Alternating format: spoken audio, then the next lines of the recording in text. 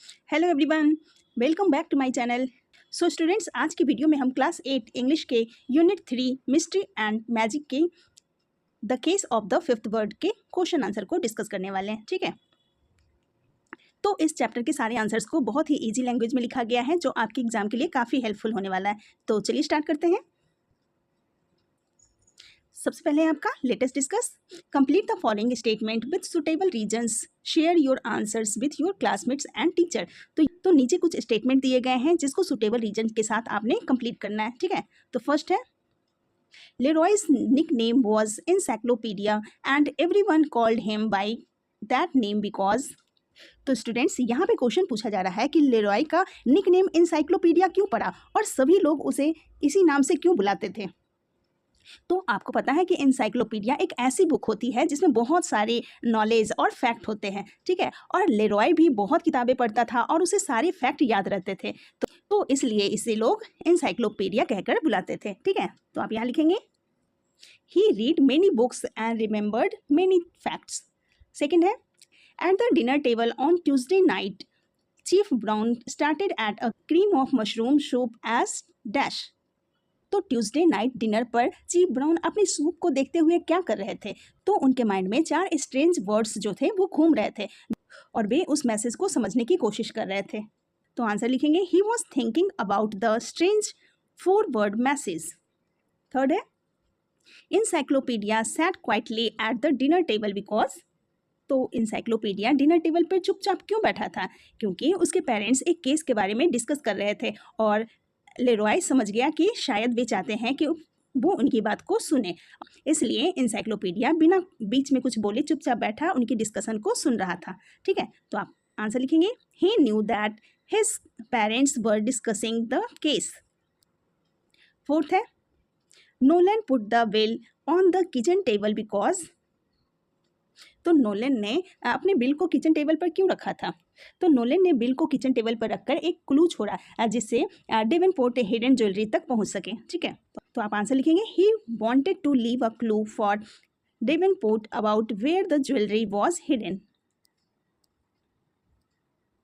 Second question है do you think chief Brown would need Leroy's help to solve this case, if yes why, if no why not. तो क्या chief brown को यह case solve करने के लिए Leroy की हेल्प चाहिए थी। आपको यस या नो में आंसर देना है और रीजन भी बताना है। चीफ ब्राउन 4 वर्ड्स को लेकर बहुत ही ज़्यादा परेशान थे, उसके मीनिंग को नहीं समझ पा रहे थे, लेकिन लेरॉय जो था वो बहुत ही ज़्यादा इंटेलिजेंट था और वो हिडन क्लू को समझ सकता था, इसलिए वे उनकी हेल्प लेना चाहते थे। ठीक है, तो आप आंसर लिखेंगे yes Leroy was intelligent and could find the hidden meaning of the strange 4 word code. Now come to the page number 107. Let us discuss. Identify the statements as facts or opinions.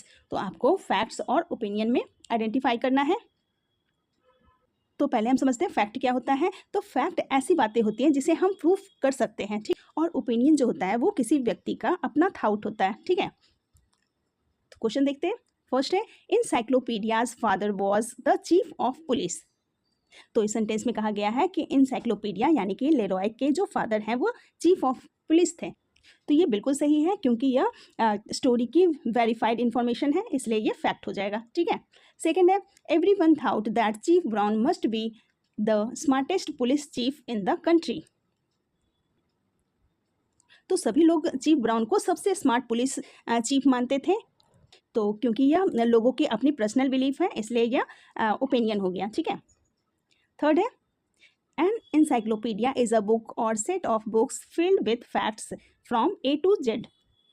तो इस question में encyclopedia की definition दी गई है, तो ये बिल्कुल सही है और इसे वेरीफाई किया जा सकता है, इसलिए यह फैक्ट है। ठीक है, फोर्थ है Leroy's friends said that he was like a library and a computer rolled into one and more user friendly. तो यहाँ पे लेरॉय के फ्रेंड ने उसकी तुलना लाइब्रेरी और कंप्यूटर से की है। तो क्या लेरॉय सच में लाइब्रेरी और कंप्यूटर था।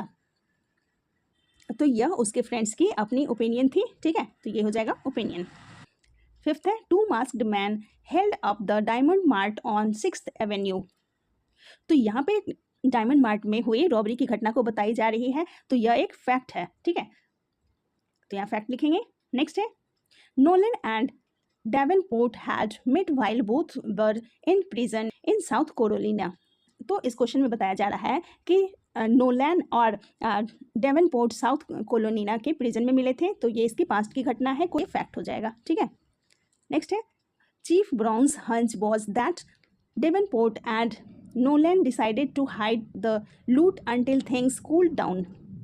तो चीफ ब्राउन्स को लगा कि दोनों ने लूट की जो ज्वेलरी थी उसको कहीं छुपा दिया है। तो ये फैक्ट नहीं, ये उनका ओपिनियन हो जाएगा। ठीक है, नेक्स्ट है Nolan wrote a 4-word code to tell Davenport where he had hidden the stolen jewellery.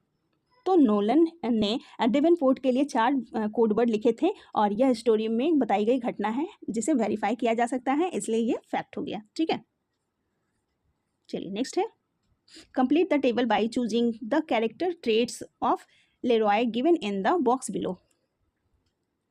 तो इस क्वेश्चन में लेरॉय के कैरेक्टर ट्रेट्स यानी कि उसके गुणों को पहचानना है और उसे लिखना है।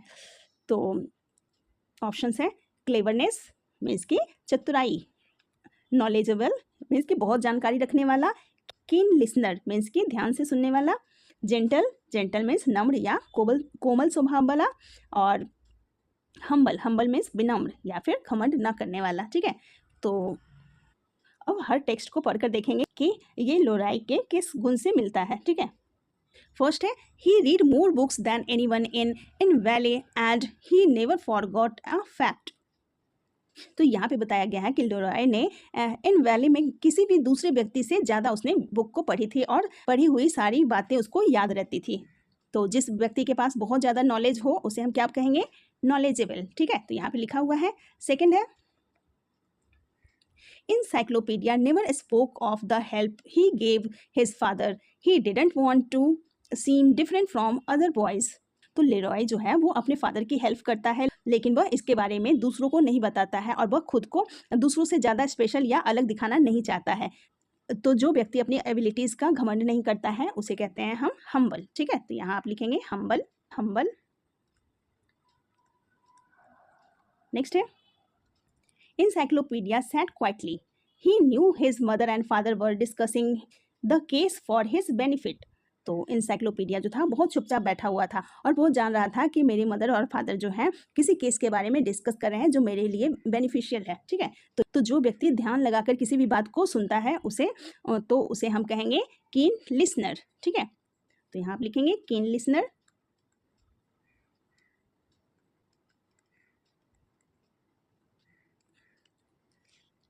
नेक्स्ट है usually he needed to ask only one question to solve a case before desert.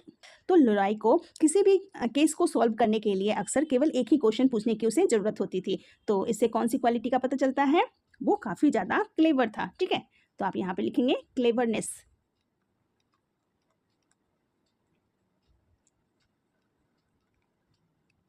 ठीक है, चलिए नेक्स्ट है लेटेस्ट थिंक एंड रिफ्लेक्ट। अब यहाँ पे एक एक्सट्रैक्ट दिया गया है, उसको पढ़ना है आपने, फिर क्वेश्चन के आंसर करने हैं। ठीक है, तो इस एक्सट्रैक्ट में बताया गया है कि चीफ ब्राउन अपने बेटे पर बहुत ही ज़्यादा प्राउड करते थे और लेरॉय केवल 8 क्लास में ही पढ़ता था और लेकिन वह बहुत ही अच्छा डिटेक्टिव की तरह डिफ़िकल्ट केस को सॉल्व कर सकता था।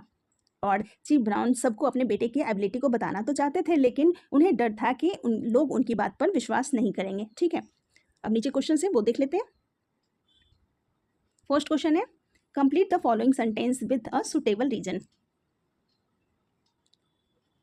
फर्स्ट है chief Brown's dilemma can be called unique because. तो चीफ ब्राउन अपने बेटे की तारीफ सबके सामने करना तो चाहते थे लेकिन उन्हें लगता था कि उसका कोई विश्वास नहीं करेगा। ठीक है, तो आप लिखेंगे his son was brilliant detective but nobody would believe him. Second है what can be inferred about why encyclopedia never spoke of the help he gave his father। तो लेरॉय अपने फादर की हेल्प करने की बात दूसरों से क्यों नहीं बताता था, क्योंकि वह दूसरे बच्चे से अलग नहीं दिखना चाहता था और वह नॉर्मल बॉय की तरह ही रहना चाहता था। ठीक है, तो आप आंसर लिखेंगे he wanted to blend with the other boys। Third है The parents choose not to call their son encyclopedia. Select the region that is false. तो यहाँ पे हमें गलत रीजन को चुनना है। तो ऑप्शन सी गलत है। They want him to be remembered as different from the others around. तो ये रॉन्ग स्टेटमेंट है क्योंकि लेरॉय के पेरेंट्स चाहते थे कि वो नॉर्मल बॉय की तरह ही रहे, दूसरे बच्चों से अलग वो ना दिखे, ठीक है। फोर्थ है, what does the writer mean by the fact that Leroy was stuck with the name encyclopedia. तो स्टक विथ मीन्स होता है कि किसी भी चीज़ से छुटकारा ना मिलना, ठीक है। तो लेरॉय का जो निकनेम था इंसाइक्लोपीडिया उसने खुद नहीं चुना था, लेकिन सब उसे इंसाइक्लोपीडिया कहते थे, इसलिए वह उस निकनेम से स्टक हो गया, ठीक है। तो आप आंसर लिखेंगे, it means everyone called him encyclopedia so he could not change the nickname. फिर से यहाँ पे एक्सट्रैक्ट है। तो इस एक्सट्रैक्ट में बताया गया है कि चीफ ब्राउन और मिसेस ब्राउन जो थे वो 4 वर्ड्स देखते हैं, नॉम, यूटेल्स, स्वेडेन और हर्ट्स, ठीक है। तो मिसेस ब्राउन जो थी वो हर वर्ड का अलग अलग मीनिंग बताती है, लेकिन इन चारों को मिलाकर कोई मीनिंगफुल मैसेज नहीं बन पाता है, और इससे पता चलता है कि वर्ड्स का कोई हिडन मीनिंग है, ठीक है। अब नीचे क्वेश्चन है वो देख लेते हैं। फर्स्ट क्वेश्चन है, what does chief Brown's reaction of shaking his head suggest about his understanding of the 4 words. तो जब कोई व्यक्ति अपना सिर हिलाता है लेकिन उसे कुछ भी बात समझ में नहीं आता है तो इसका क्या मतलब होता है। तो इसका मतलब होता है कि he was confused and could not understand the words. वो कन्फ्यूज है और वो किसी बात को वो समझ नहीं रहा है, ठीक है। तो चीफ ब्राउन जो थे वो वर्ड्स का मीनिंग तो सुन चुके थे, लेकिन उन्हें पूरा मैसेज समझ में नहीं आ रहा था। सेकेंड है, Mrs brown explained the actual meanings of the individual words rather than decoding the hidden message, true or false। तो क्या मिसेस ब्राउन ने वर्ड्स के अलग अलग मीनिंग को बता पाए थे और हिडन कोड को सॉल्व किया था। तो आंसर है यस, उन्होंने सॉल्व कर लिया था। उन्होंने जो 4 वर्ड्स थे उनके अलग अलग मीनिंग बताए थे, लेकिन वो कोड को डिकोड नहीं कर पाए थे, ठीक है। मीनिंग तो उन्होंने सॉल्व कर लिया था। तो आप आंसर लिखेंगे ट्रू। नेक्स्ट है, what does Mrs Brown's inability to decode the word suggest about the message.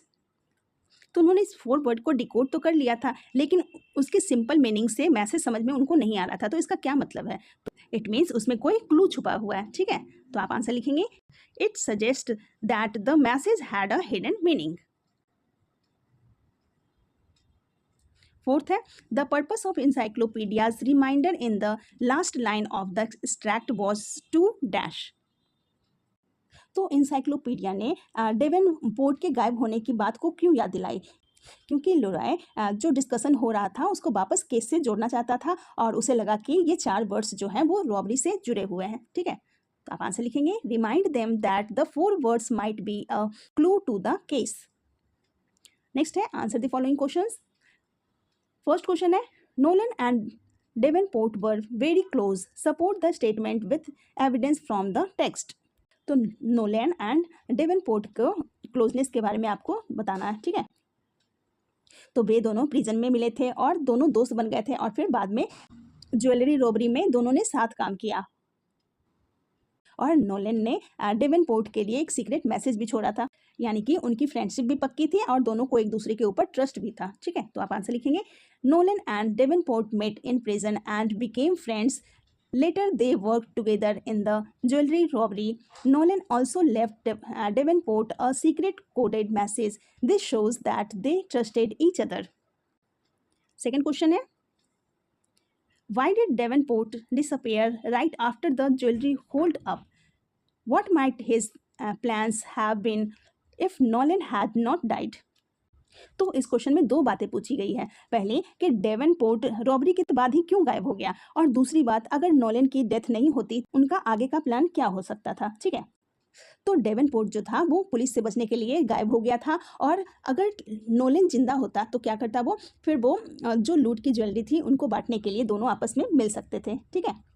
तो आप आंसर लिखेंगे, Davenport disappeared to escape the police. If Nolan had lived they probably planned to recover the stolen jewelry and share the loot. Third question है, what does Mrs. Brown's interest in the case tell us about her? तो Mrs brown के behaviour से उनकी qualities को बतानी है। तो वह इस केस में बहुत ही ज़्यादा इंटरेस्ट लेती है और वो स्ट्रेंज वर्ड को समझने की कोशिश करती है।